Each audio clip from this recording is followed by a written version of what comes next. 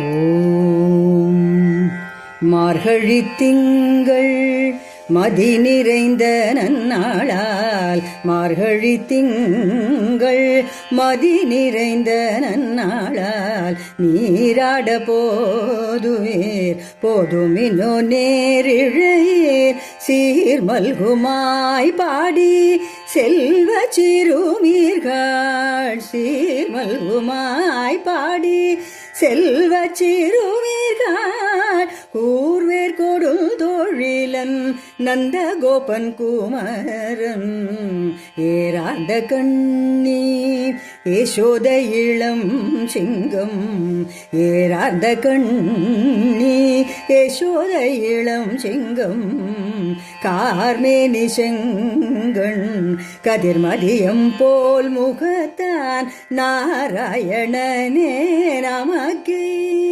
பாறை தருவான், நாராயணனே நமக்கே பாறை தருவான், பாரோர் புகழ படில்தேலோரெம்பவாய், பாரோர் புகழ படில்தேலோரெம்பவாய். மார்கழி திங்கள்.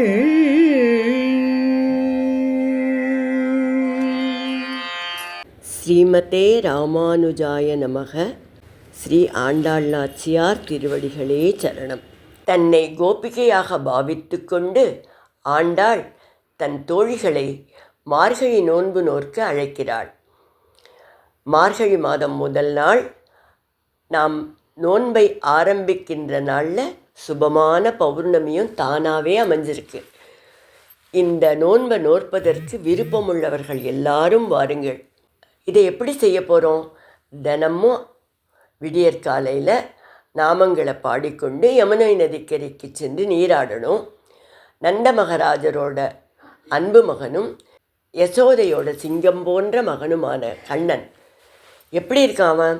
கார்மேகம் போன்ற நிறத்தை உடையவன், தாமரை போன்ற சிவந்த கண்கள், அவனோட முகம் சூரியனை போலவும் இருக்கான், சந்திரனை போலவும் இருக்கான்.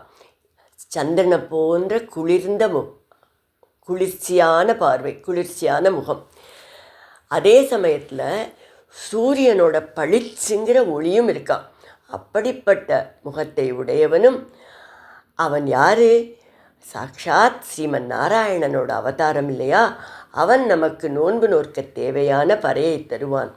உலகத்தார் போற்றுகின்ற வகையில் நாம் இந்த நோன்பை ஈடுபாட்டோட ஸ்ரத்தையோட நோற்கணும். அதற்கு வாருங்கள் என்று அழைக்கிறாள். இதுதான் பாசுரத்தோட முதல் நிலை பொருள். இப்போது இதோட உள்ளுரை பொருளை பார்க்கலாம். இந்த நோன்பை நோக்கத்துக்கு நமக்கு சிறப்பான காலம் வாய்த்தது என்று காலத்தை முதல்ல கொண்டாடுறா. மார்கழி மாதம்ங்கிறது பகவத் அனுபவத்துக்கு ஏற்ற மாதம். மாசானா மார்கசீர்ஷோகம்னு பகவான் கீதையில் சொல்லியிருக்காரே. அது மட்டும் இல்லை, இந்த மாதம் தேவர்களுக்கு பிரம்ம முகூர்த்த காலம். நமக்கு ஒரு வருஷம், தேவர்களுக்கு ஒரு நாள். தேவர்களுடைய பகல் தை மாதம் தொடங்கிறது. தை மாதம் சூரிய உதயம்னா அதுக்கு முன்னால் வர மார்கழி மாதம் பிரம்ம முகூர்த்தம். இந்த பிரம்ம முகூர்த்த காலத்தை பெரியோர்கள் எல்லாரும் சத்துவகுணம் நிறைந்தது. இந்த சமயத்தில் பகவானை ஆராதனை பண்ணுறது, தியானம் பண்ணுறது, நாம சங்கீர்த்தனம் பண்ணுறது எல்லாமே ரொம்ப சிறந்த பயனை கொடுக்கும். அதனால் மார்கழி திங்கள் என்று மாதத்தை போற்றுகிறாள். அது மட்டும் இல்லை, மார்கழி மாதம் தொடங்குகிற அன்னைக்கு வளர்பிறையும் பௌர்ணமியும் அமைஞ்சிருக்கு. இதெல்லாம் மங்களமான சுப நாட்கள். நாம் தேடி போகாமல் தானாகவே அமைஞ்சிருக்கு. நாம் பகவானை சேவிக்க போகின்ற இந்த நாள் நல்ல நாளாக இருக்குது என்று சொல்லி நீராட போதுவீர் அப்படிங்கிறா.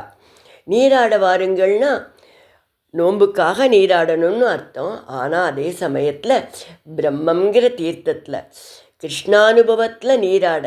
அவர்கள்லாம் யமுனைக்கு போனால் என்ன பண்ண போகிறா? இவ்வளவு நாள் பார்க்காம இருந்த கிருஷ்ணனை பார்த்து அவனோட பேசி கழித்து அந்த கிருஷ்ணானுபவத்தில் ஈடுபட போகிறா. இதை செய்வதற்கு ஏதானும் தகுதி வேண்டுமா? எந்த தகுதியும் தேவையில்லை. படிச்சிருக்க வேண்டாம், வேதம் தெரிஞ்சிருக்கணும்னு இல்லை, சாஸ்திரம் தெரிஞ்சிருக்கணும்னு இல்லை, இந்த குலத்தில் தான் பிறந்திருக்கணும் அப்படின்லாம் கிடையாது. இதுக்கு ஒரே தகுதி கிருஷ்ண பிரேம தான். யாருக்கு விருப்பம் இருக்கோ அவர்கள் எல்லாரும் வரலாம் அப்படின்னு சொல்கிறா. நேரிழையீர் அழகான அணிகலன்களை அணிந்த நல்ல குணங்களை உடைய பெண்களே அப்படின்னு சொல்லிட்டு இன்னொரு சிறப்பான பேரால் அவர்களை கூப்பிடுறா. செல்வச் சிறுமீர்கள். ஆயர்பாடி பால்வளமும் நிலவளமும் நிறைந்தது, நீர்வளம் நிறைந்தது.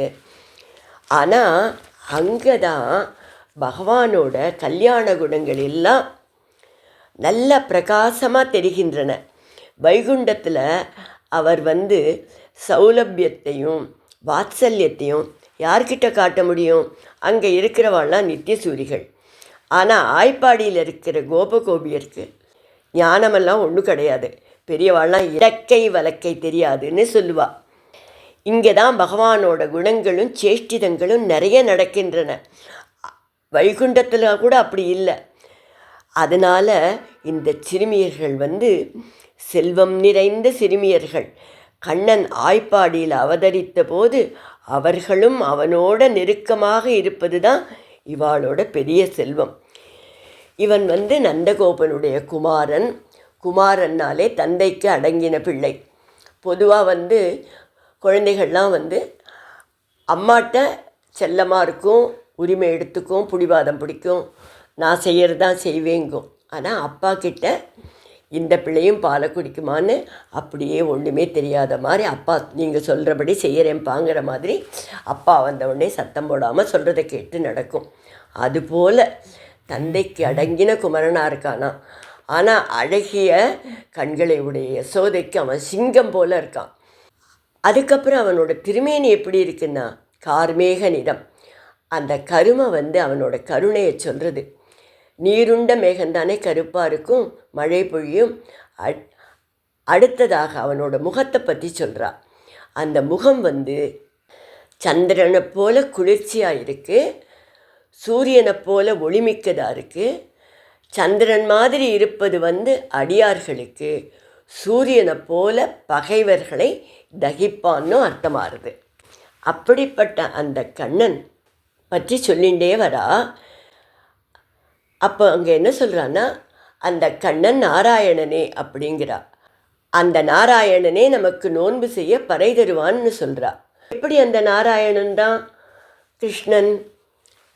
ஏஷ நாராயண ஸ்ரீமான் க்ஷீரார்ணவ நிகேதனக நாகபரியந்தம் உத்ஸ்ரிஜ ஹியாகர்த்தோ மதுராம்புரீம் அப்படின்னு ஸ்லோகம் சொல்கிறது. ஸ்ரீமன் நாராயணன் திருப்பார்க்கடலை விட்டுவிட்டு மதுராபுரியில் அவதரித்தார் என்று சொல்கிறது இல்லையா? அது மட்டும் இல்லை, ஆழ்வார்கள் தானே அவளோட தந்தை. அவர்கள் என்ன சொல்லியிருக்கா? நம்மாழ்வார் என்ன சொல்கிறார்? கண்ணன் திருவடியை நண்ணும் மனமுடையீர் எண்ணும் திருநாமம் திண்ணம் நாரணமே அப்படின்னு தானே அவரும் சொல்கிறார்.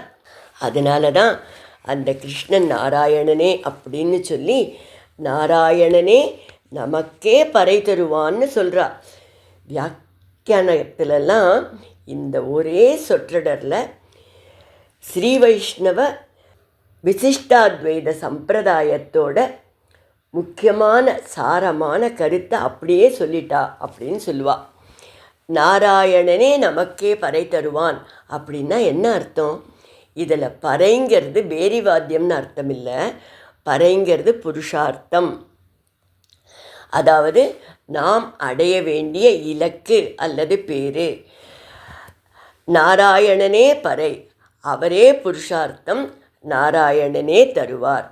அதாவது நாம் அடைய வேண்டிய பேரும் அவரே, அதற்கான வழியும் அவரே. நமக்கே அவரே தருவார். நமக்கே பறை தருவான் அப்படின்னு சொல்கிறாளே, அந்த நமக்கே அப்படிங்கிறதுல நமக்குங்கிற வார்த்தை யாரை குறிக்கிறது? அதுக்கு என்ன பொருள்? நானாக எந்த முயற்சியும் எடுக்க மாட்டேன், பகவான் தன்னோட கருணையால் எனக்கு மோட்சத்தை கொடுக்க வேண்டும், தன்னோட கருணையால் கைங்கரியத்தை எனக்கு கொடுக்க வேண்டும், அவனே கதி என்று இருக்கக்கூடிய நமக்கே அப்படின்னு பொருள். கண்ணன் நாராயணனே அடியார்களான நமக்கு மட்டுமே புருஷார்த்தத்தை கொடுப்பான். நாராயணன் நமக்கு பறை தருவதற்காகவே கண்ணனாக அவதரித்திருக்கிறான். அப்படி நமக்கே அவன் கொடுப்பான்ங்கிறதுனால நம்ம கர்வமும் கொள்ளக்கூடாது, நோன்பை ஏனோ தானான்னு நோக்கக்கூடாதுன்னு சொல்கிறா. பாரோர் புகழும்படிக்கு ஈடுபாட்டோடு படிந்து பொறுமையாக உறுதியாக நன்றாக செய்ய வேண்டும் என்று சொல்கிறா.